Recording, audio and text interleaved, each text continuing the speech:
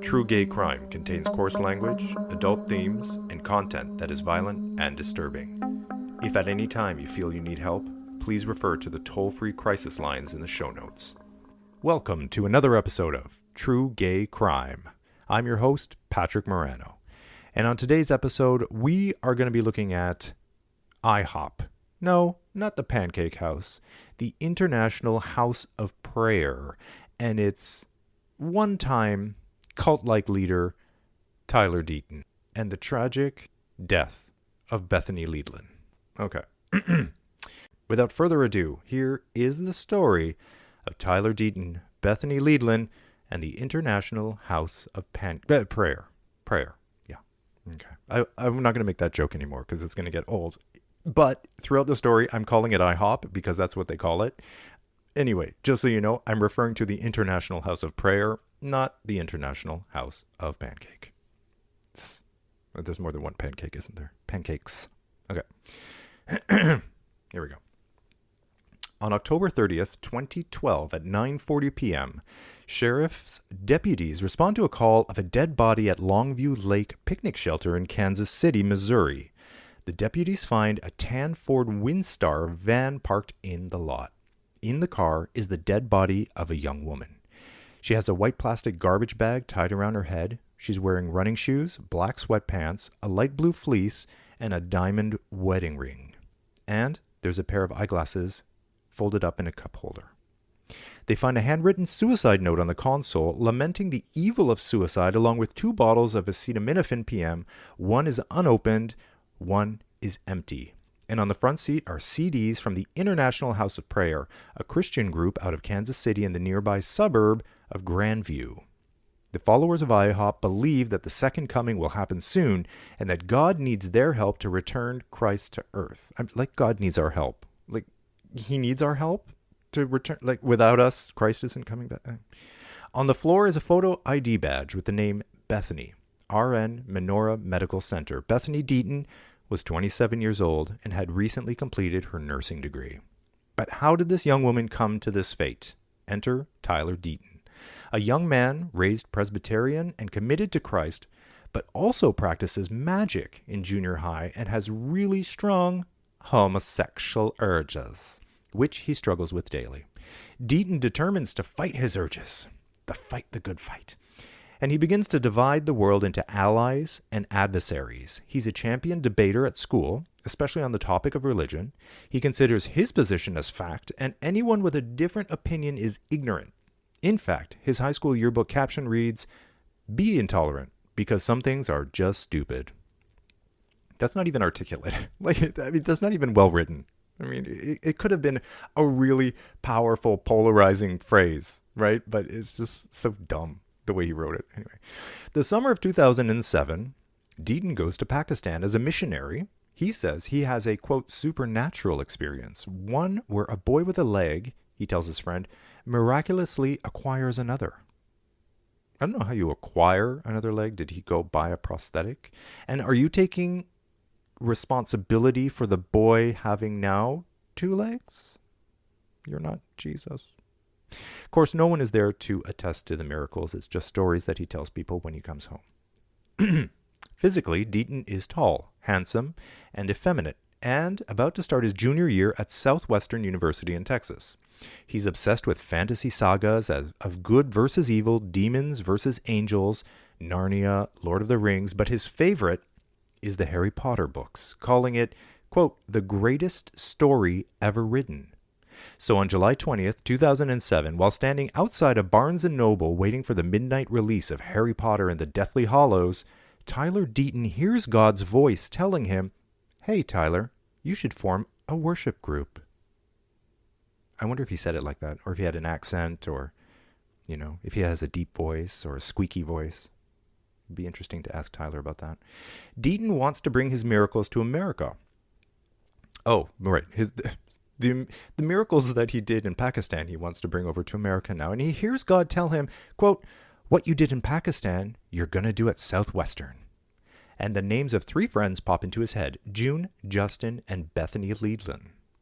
He really believes that he will lead a spiritual revolution on the campus of Southwestern, that demons would flee, angels would come down from heaven, and even non-believers would convert, and the intellectuals will see the errors of their ways. So, the friends he chose to start his mission were obviously devout Christians and huge Harry Potter fans as well.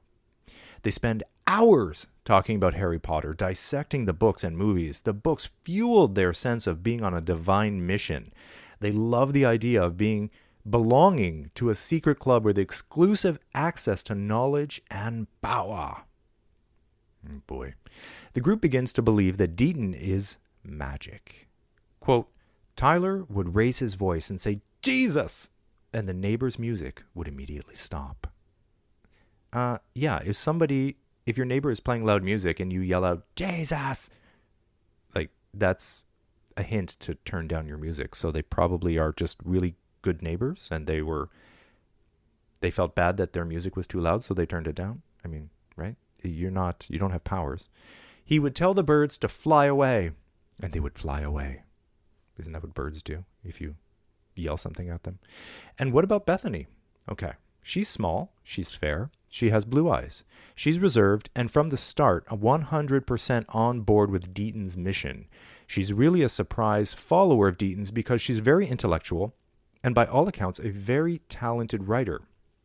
So this is not somebody, there's a bit of a preconception about people in cults that they're stupid, and so they're easily swayed. But the research actually shows that people in cults are intelligent and they have high levels of education. So she actually falls into that category. She's a very intellectual girl and, like I said, by all accounts, a very good writer as well. So there's a beautifully written blog post of hers that she writes in the writing center when everyone else is gone.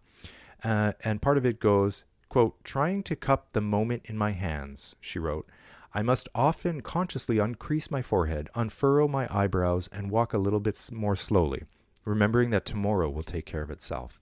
So this is somebody who has a lot of depth and beauty to her.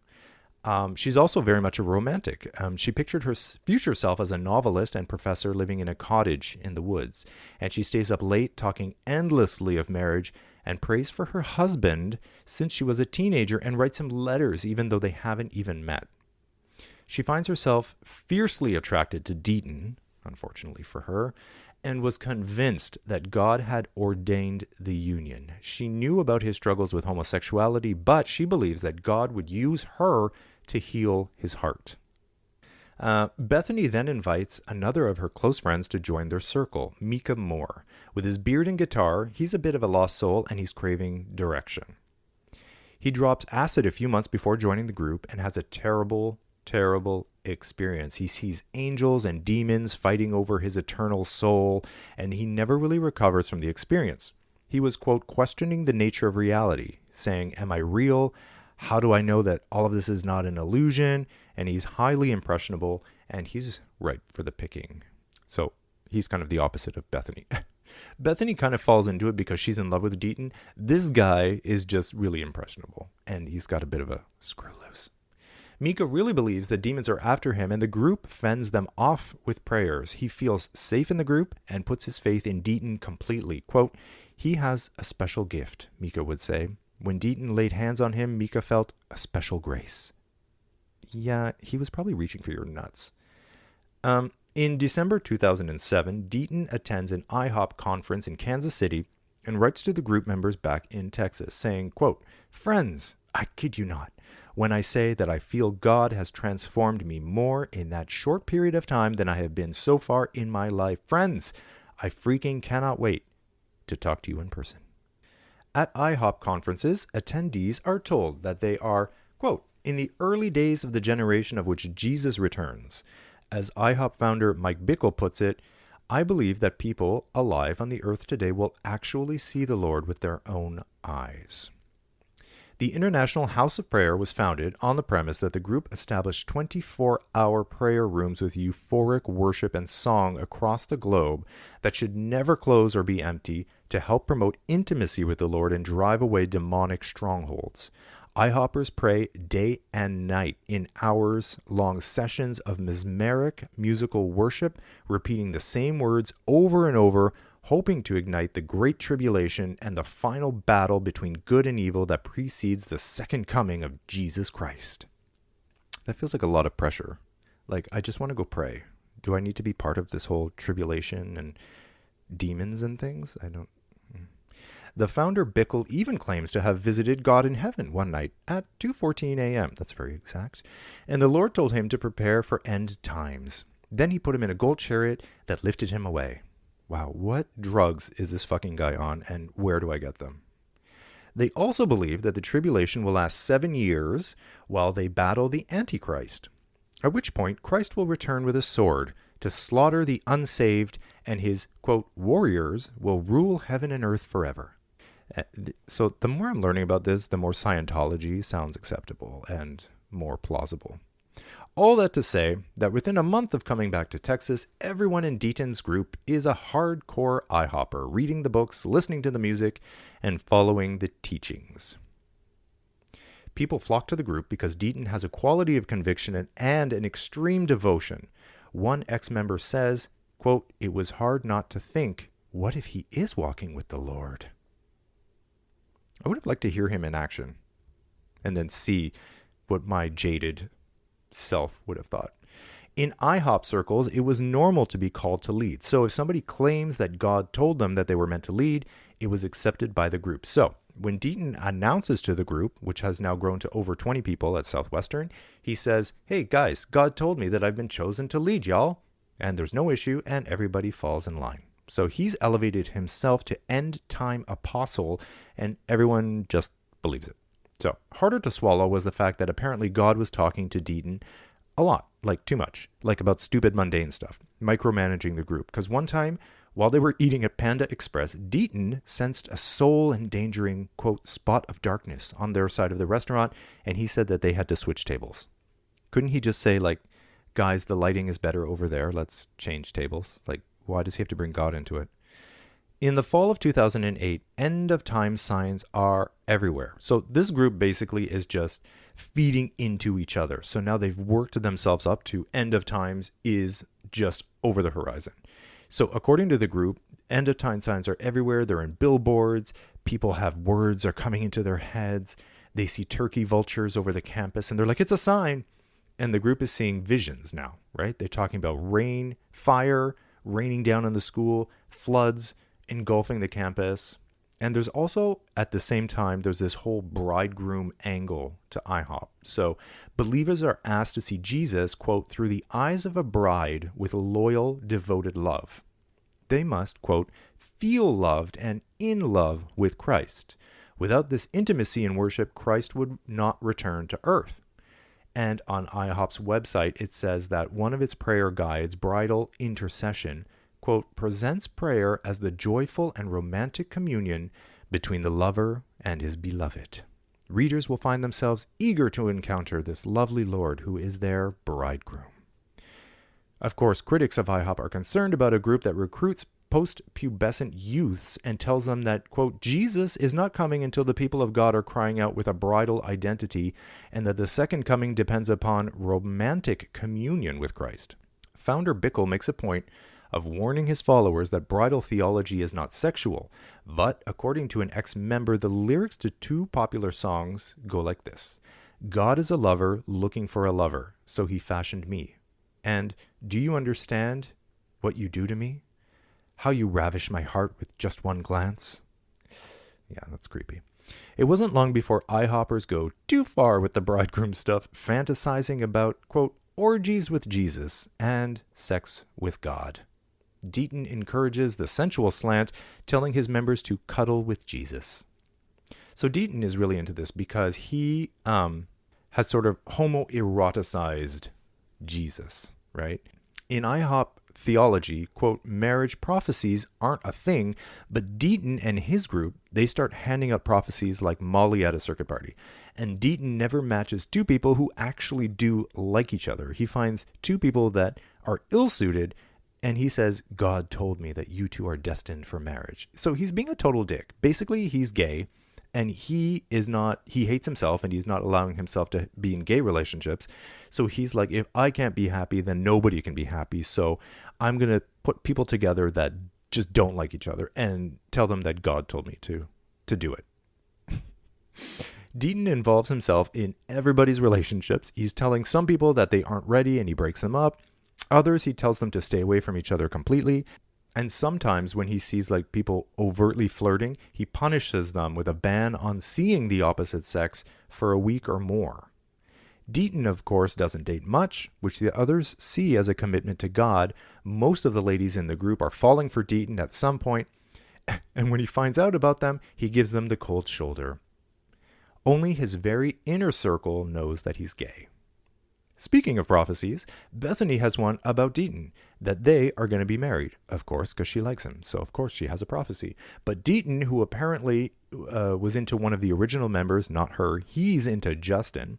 According to members, you could tell by the way that he looked at Justin, and especially in photos. Yeah, pictures do not lie. Bethany, of course, is broken up about this. She cries a lot about it, but she stays very determined in her mission to heal Deaton of his gayness. She was going to have to wait a long time because while she's pining for him, Deaton is telling male members of the group that they need to deprogram this unchristian practice of men not touching each other, and he tells guys that they should cuddle and give each other massages. So he said, if it makes you uncomfortable, he said, then you have a wall in your heart, and we're only experiencing part of God's love. The men, of course, they're not into it, but they know that spiritual growth might be uncomfortable, which they really find out when Deaton forces two guys to cuddle on the floor and the rest of them pile up on top of them. That's the beginning of a porn, I'm sure. Back in the dorm room, Deaton would snuggle with Justin, who is not gay, and he's starting to get uncomfortable with the affection. It's kind of like when you see your great aunt at Christmas and she lands a big fat wet one on your mouth. You don't want it, but you're like tolerating it. Privately, Deaton described his orientation as, quote, a hurt in my heart, a hurt he couldn't escape. And in the group, Deaton made a world where men could touch and be intimate while separating other heterosexual couples. His Jesus was a, quote, ravishing bridegroom and the perfect male form. He had bound together godliness and homoeroticism. As time went on, Deaton got more and more intolerant. One time, group members put on an irreverent skit, and he told them that they had blasphemed against God before non-believers, and that they had given Satan a, quote, greater foothold on campus. He ordered them into the chapel. 20 of them were there, arranged themselves in a row near the altar to pray and repent, and several were crying. Then in November, Mika Moore says God spoke to him in the shower. I'm sure God has spoken to me in the shower a couple times. God told him a tragedy would hit the school, but when he tells other members of the group, they profess having the same premonition. Then, on December 3rd, there appeared a large dark cloud over Highway 29, which borders the campus. The group all gathers in Deaton's room. Quote, there was a deep feeling shared by everyone present that God was about to descend on Southwestern in glory and judgment, destroying all those who were against him. Well, the next day, a student named Rob Atkinson was crossing the same stretch of Highway 29 that earlier had the darkened cloud, and he was actually hit by the car and he's killed. And of course, Atkinson had been a vocal supporter of interfaith acceptance, which Deaton considered evil plots of Antichrist. So naturally, the group is convinced that God came down and struck down this guy who was into interfaith, discussions and dialogues. After that, the group really believes that their prayers lead to God striking down Atkinson. They love the idea of it, and they felt vindicated and validated. In early 2009, Deaton and Bethany moved to Grandview, Missouri to begin IHOP's 6-month One Thing internship program. And over the coming 2 years, most of the members would follow them up from Texas. Deaton and Bethany would study theology and biblical analysis from 8 to 4 in the afternoon, and then pray from 6 p.m. to midnight in the prayer room. Praying for 6 hours. You're studying all day, then you get a couple hours off, and now you're praying until midnight. With all the brainwashing, Deaton concludes that being gay is not actually a part of who he really is, like he earlier believed, but now he thinks it's a choice that he made somewhere along the way, and the church offered little help beyond the fact that homosexuality is, quote, not in line with God's established natural order, of course. So, Deaton is praying at 2 a.m. when he realizes, for reasons having largely to do with childhood trauma, that he has always sought self-worth in other men. And he remembers that in Romans 1, chapter 25 to 27, Paul identifies idolatry as the cause of homosexuality. So, if he hated himself before, he really hates himself now. Desperate to be normal, Deaton sees Bethany praying and a feeling rushes over him. Quote, I was experiencing real, passionate, sexual, knock me off my feet, pure and glorious attractions for the most beautiful woman alive. Okay, when I read that, that reminds me, do you remember when Tom Cruise was on Oprah and he was jumping up and down on the couch? Yeah, it's very that. So that summer of 2009, Deaton takes her out and tells her he intends on marrying her at some point. But, he doesn't want to push it because he's still gay. Bethany, of course, is ecstatic. Her dream was to marry Tyler and cure him of his gayness, but that's like waiting for your Grindr hookup to say hi to you when you see him at Starbucks the next day. It's not going to happen. Girl, move on. Late that summer, group members are split up, men and women, and move into their separate houses. Deaton goes on dates with Bethany every Tuesday from 6 to 9 p.m., and they spend Fridays baking bread. And they do not even kiss. They don't even kiss.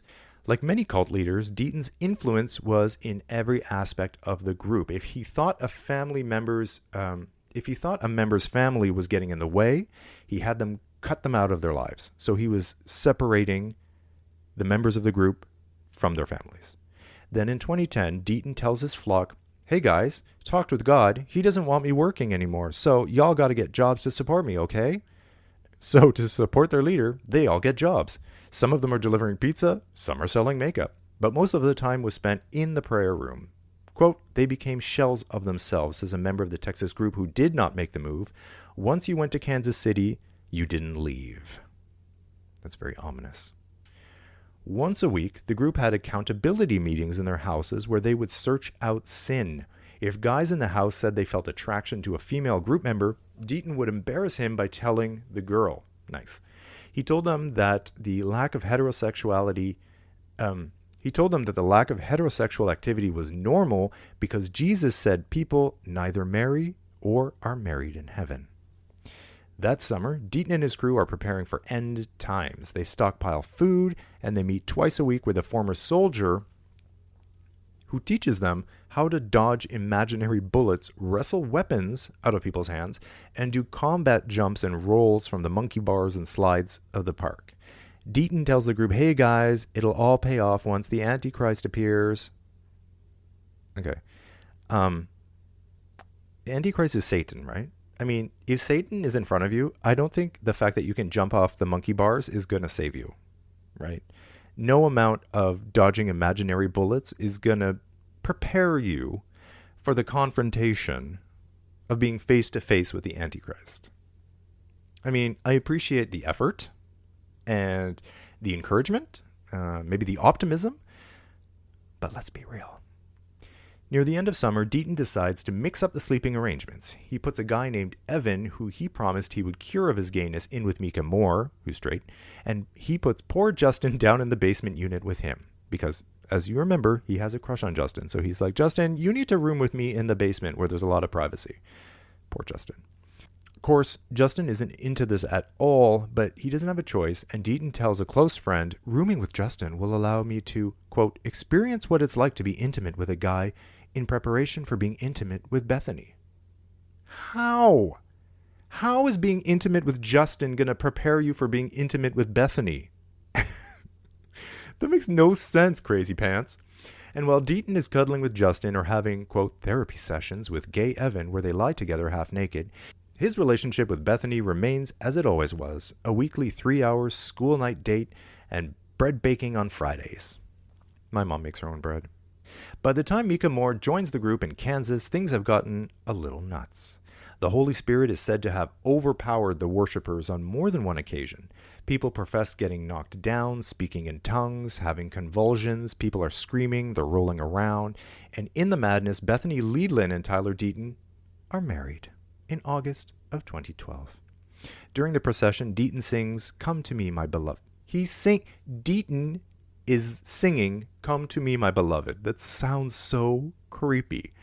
They hold a worship service at the altar, but people in attendance are concerned with his obvious power over her, and her friends feel like they're saying their goodbyes to her. Then the two head off to Costa Rica for 3 weeks on their honeymoon, which he didn't tell them where they were going. It was kind of like surprise. And then they were like in Costa Rica, which I would actually hate, because before I travel somewhere, I like to plan my whole wardrobe. Like when I went to Morocco, my whole wardrobe was very like desert, dusty. You know what I mean? Very like desert wear. Like I like to theme my wardrobe to where I'm going. So if there's a surprise honeymoon, yeah, I'm going to be excited because I like surprises, but I would actually super hate it because I wouldn't know how to pack. Okay, so they're in Costa Rica, and Deaton confides to his buddies that he was, quote, frustrated after his recent marriage because he couldn't get an erection. Yeah, you're gay. You're gay. You got one hand on the maypole. When they got back from Costa Rica, Bethany's friends are worried. She seems confused and uneasy. She moves into Deaton's basement apartment, but soon is spending a couple nights in the women's home, telling her friends that she needed space, or that, quote, I just feel too controlled. But she wouldn't elaborate more on that. So Deaton, by extension, the entire group, consider Bethany's problems to be hers. Bethany herself, she can't bring herself to blame Deaton for how she's feeling, so she's blaming herself too. So this poor girl is just spiraling down. She's completely unhappy, and everyone is blaming her for whatever issues that she's feeling. They're probably just saying, pray, keep praying, keep praying. Well, you can't pray the gay away, so you hitched your wagon to the wrong horse, lady. While Bethany is struggling with her marriage and blaming herself, Deaton is pursuing sexual relationships with not one, not two, but 3 guys in the group, including Mika Moore, who we've already covered is completely straight, but is being groomed for gayness. Weeks go by and nothing changes. Deaton announces to the group that he's done everything he can to show Bethany that God loves her, but now it's time to ignore her. Yeah, that's going to help. That sounds like a good plan. Yeah. This girl is having troubles. Everyone, turn your back on her. That should cure her. That'll show her. That'll fix it. Everything he says is with authority and such a scripture-like holiness that everyone is convinced he knows what he's talking about. Well, yeah, they're brainwashed. It's a cult. And the entire group ignores her. This, unfortunately, leaves Bethany extremely isolated. Isolation drives her further from the group. And, as we know, on October 30th, 2012, police find her dead body in a parking lot in Kansas City, Missouri. Immediately, Bethany's friends and family members thought her suicide note was fabricated. It's defeatist, and it goes against her spirit and terribly written for somebody who is such a good writer. This is the note. Ready? Quote, my name is Bethany Deaton. I chose this evil thing. I did it because I wouldn't be a real person. And what is the point of living if it is too late for that? I wish I had chosen differently a long time ago. I knew it all and refused to listen. Maybe Jesus will save me. So, they're not wrong. This does not sound like something that she would have written. But then somebody who's in a deep depression and about to commit suicide, who knows what the suicide note would sound like. Maybe it wouldn't reflect what she actually writes like. But 3 days after Bethany's body is discovered, one of the men in the house tells detectives Deaton told him about a disturbing dream. He said that Deaton dreamed of suffocating Bethany to death. Soon after that, the group members assemble at the women's house. Moore leads a service. Members say he is, quote, laughing and looking happy, as he always did when he was leading worship and playing guitar. So there's something in, and not only that, like Mika Moore, this is your friend Bethany who's dead. So, I mean, this guy had a screw loose, to say the least. Deaton is there too, and he says, quote, stay upbeat and press into the Lord, because this community is bigger than one person. Wow, really sensitive. A week later, Bethany's family holds a memorial service for her, as some of the group members are clearly grieving, and some seem basically unaffected by this whole thing. Apparently, there's a weird feeling that something was wrong, that something was just off, and it all goes back to the fact that Tyler wasn't moved at all, says a former group member. Deaton stands in front of everyone and he says, quote, as some of you may know already, I'm a man who is in love with ideas, with crazy paradigms. He said, and then he laughs. He's laughing. He's laughing at the memorial service. for Bethany, for his wife, right? He goes on and says, and when they brought me Bethany's body, at first I cried, but then I laughed, because I said to her, Bethany, if you could see you, you would not like the way you look right now. I mean, this is somebody who does not care at all that she has passed on. Doesn't care. Couldn't care less that she's dead. Doesn't care. 10 days after Bethany is found dead, on November 9th, Mika Moore, remember, this is one of her best friends, walks into the Grandview Police Department and says, quote, I killed her. He says that Tyler Deaton ordered him to do it. He says that he and a bunch of guys from the group had been dosing Bethany with an antipsychotic called Seroquel so that they could be sexually assaulting her, and that this started soon after the honeymoon. He doesn't mention anything about Deaton being involved in the assaults, but former members of the group have said that even if Deaton wasn't involved, if there were assaults, they couldn't have happened without his blessing or knowledge. Moore describes to authorities that the men thought that they were performing religious acts, filming it on his iPad and writing poems about it. 2 weeks later, Mika Moore's lawyer retracts his confession of murder. His lawyer says his confession was bizarre, fictional, made by, quote, a distraught and confused young man. And then it's discovered that Moore first confessed to the murder to the leaders of IHOP, who he believed were exceptionally prophetic and placed an inordinate amount of trust in them. In the weeks leading up to Bethany's suicide, Moore became delusional. He said that he was supernaturally responsible for the illnesses of relatives.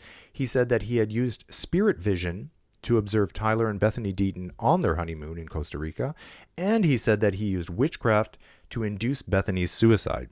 In an updated statement, Moore said that when he was asked a God-inspired question by an IHOP leader, he confessed to Bethany's murder, and only then was he taken to Grandview Police to make his confession. So, every verifiable statement Mika Moore made to detectives was proven false or contradicted by other evidence. For example, number 1, Moore provided only one single detail from the alleged crime scene, and that detail was wrong. Number 2, Moore said that she died in the front seat of the van, but she was found in the third row of the van. 3, Moore said that he killed Bethany before 10 a.m., but that's not true because there's transaction records that show Bethany used her debit card after 10 a.m., and that attendance records at school show Moore arrived at a class at 10 a.m. This guy is not, like I said, screw loose. 4, Moore claimed that others were present at the scene, but that's not true either. 5, Moore claimed that he had drugged Bethany with Seroquel, but there was none found in her system. And 6, Moore claimed that he and his roommates sexually assaulted Bethany Deaton, but the medical examiner found no evidence of sexual assault, and there's no evidence of it on Moore's iPad because he claimed that they had recorded it on his iPad. And a counselor Bethany was seeing observed nothing to indicate that she had been sexually assaulted, and Bethany's journal and email suggest that she was a virgin. A virgin.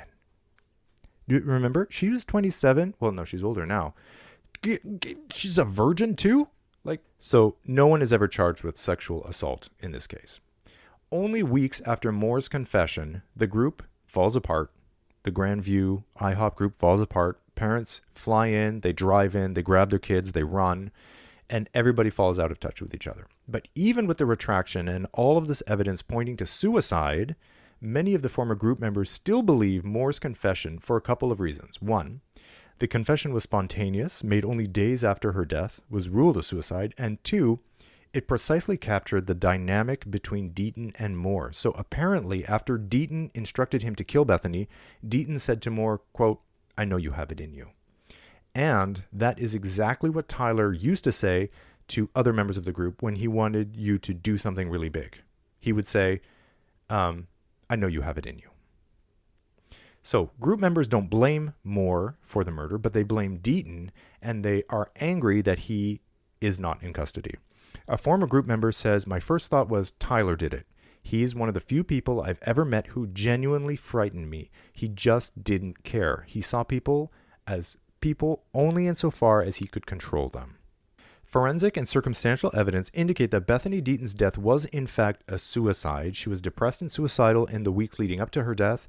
Her friends were worried about her, and Deaton found her holding a cup of windshield wiper fluid with the intention of drinking it. Deaton takes the cup from her and he calls the police. She's taken into protective custody where she tells them it would be easier to die than to change. In the hospital, she tells doctors that because she's damned, she could not attain salvation, and she needed to end her own life. But 2 days later, and 5 days before her death, she's released from the hospital. And then we know what happens. A year later, and Deaton keeps a low profile. Slowly, he starts reaching out to former members of the group, trying to restart his congregation, but he doesn't have any success. Then Deaton applies to teach pre-calculus at a high school south of Dallas. He throws himself into his work, and according to one parent, all the kids like him. Then a few of his students Google him, and they learn about the events at Grandview and at IHOP. He's placed on leave and basically loses his job. Several former group members believe that he is now living in Corpus Christi, Texas, with his family. And so ends the culty, brainwashy, power-hungry, homoerotic tale of the International House of Prayer, of Tyler Deaton, and the tragic death of Bethany Leidlein.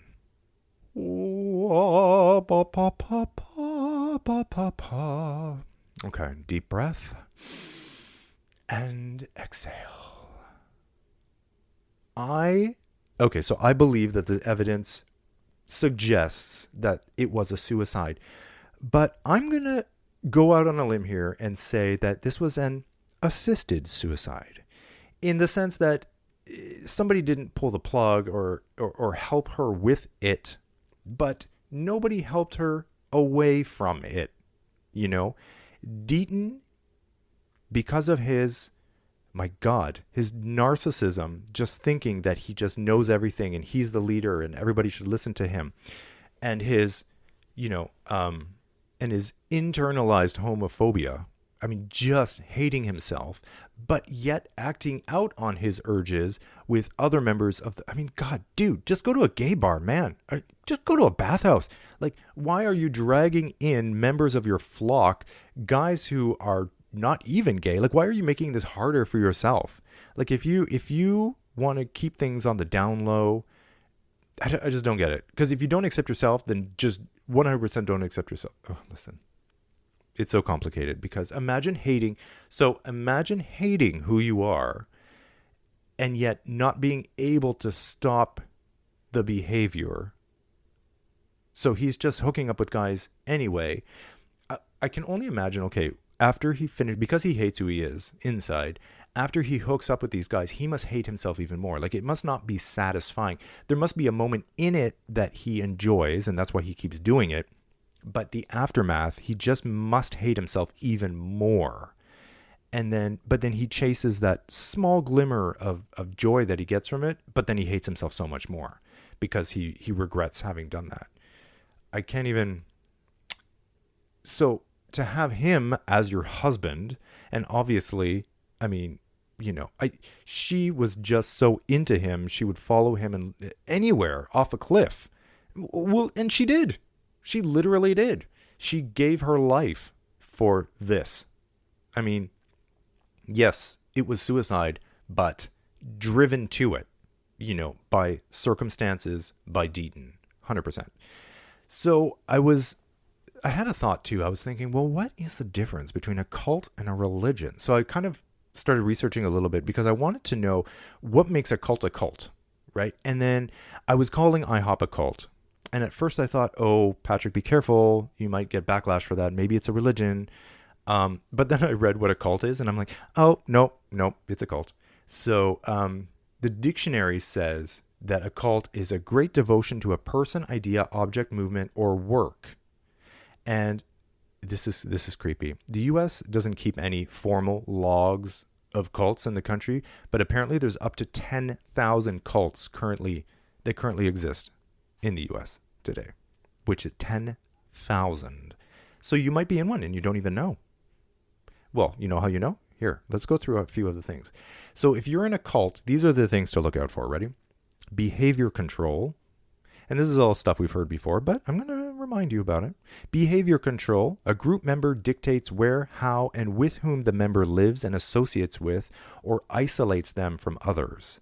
And we know Deaton was doing that. He was separating members of IHOP with their family. He was telling the men, you have to live in this house. The women have to live in this house. And he was telling who could date who. I mean, it doesn't get more controlling than that. They practice financial exploitation, which he did, because Deaton was like, hey guys, God told me that I have to do this full time now, so I have to quit my part-time teaching job.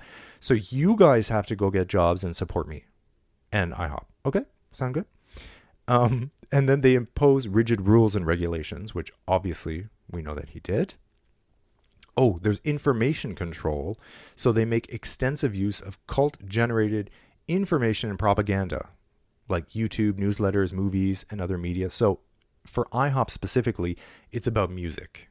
It's about music. So in their prayer rooms, so their prayer room is open 24 hours a day, 7 days a week. There's always a band playing. A band. It sounds like a big band.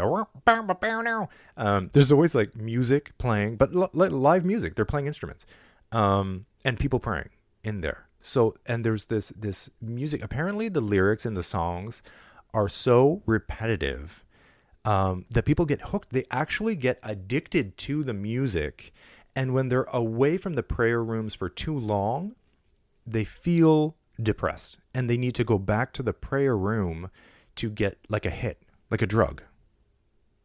So, then there is, of course, thought control. So they require members to internalize the group's doctrines as truth. So basically black and white, good and evil, which that's how the whole story started. That's how it all starts with Harry Potter. It all comes down to you, J.K. Rowling. But Deaton was obsessed with Harry Potter, and Harry Potter, and it's good versus evil, and the Narnia and all of these fantasy things that, there's us and them and good and evil and white and black. And that's exactly how a cult takes you in. And it's like, it's us versus the world. Basically, we are the righteous, right? Okay. There's emotional control, where they manipulate and narrow the range of feelings. Some emotions and our needs are deemed as evil, wrong, or selfish. So that goes without saying. Also, a lot of former members of the group were saying that Deaton didn't have a large emotional scope, and that members that were in the group were, the longer that they were in the group, the more narrow scope of emotions that they had, because they were not encouraged to feel, right? Which, I feel like in religion, you're encouraged to feel. Isn't that the point? Is to be in touch with feelings, and good feelings, and share feelings, and promote feelings. And so this was kind of like the opposite. Okay. They also make the person feel that problems are always their own fault, never the leader or the group's fault, which, when Deaton was married to Bethany, and she was struggling and spiraling out of control and getting depressed and going through all that, he was blaming her, and he, turned the whole group against her and said, oh, basically it's her issue. She needs to figure it out, and we need to isolate from her. So, okay, check. Let's check that box. Also, they instill fear, such as the fear of the outside world, enemies, leaving, or being shunned by the group. So, same thing. There were stories where Deaton ousted some members when they weren't following the rules, or he wasn't happy with the way they were like comporting themselves. So he would kick them out of the group. And then, never mind, instill fear, such as fear of the outside world. Yeah. So he was telling them that there was all these like Satan worshipers, and that end of times are coming. So fear is the driving factor in this case. So I actually went. You can go on YouTube. Actually, you should do it. You should just do it. Go on YouTube, because I did it. I went on YouTube, and I went to the International House of Prayer 24-hour 7 prayer room. There is a live stream that you can watch from the inside of the room, and there's a band playing. Actually, when I was listening to it, the music was kind of catchy. It was kind of pretty. I kind of liked it. And I was like, oh, Patrick, you're getting into it. Oh my God, you're getting sucked in. Imagine. No, seriously. This is actually a huge advertisement for the International House of Prayer. You can reach me at IHOP at patrickmarano.com. I am the new leader of the Toronto, Ontario, Canada division of the IHOP. I'm just kidding. I went to the YouTube live stream and I watched it, and the music was kind of catchy. The words are stupid. It sounds like a 5-year-old wrote it, but I guess that's the point. I mean, when you hear a Katy Perry song, a lot of the lyrics are simple, but it's repetitive, in a catchy way, and next thing you know, you're singing it and it's stuck in your head, and I guess that's the point, right? So anyway, go to YouTube and watch the live stream and let me know what you think. When I was there were 700 people watching live. That's a lot, isn't it? I don't know. I mean, I was wondering, are they just sitting there watching, or is it on in the background and they're like doing the dishes? Like 700 people are watching this band live, and well, maybe they do know the music. I was going to say they don't even know what they're watching, but maybe they play the same songs over and over so much that the people know the sign. It's kind of like watching your favorite, singer. I don't know. 264,000 subscribers to the YouTube channel. That seems like an awful lot. I don't know. To subscribe to it and to watch it live, I don't know. It's one thing to like maybe believe in the doctrine and maybe pop into the prayer room once in a while and, lay down some prayers, but I don't know. To be sitting there watching the live prayer room, and you can see people coming and going, and they pray a little bit and then they leave, and then anyway. That's it. So that's basically ends the story of the International House of Prayer, Tyler Deaton and Bethany Leidlein. Thank you so much for being here and for listening to another episode of True Gay Crime.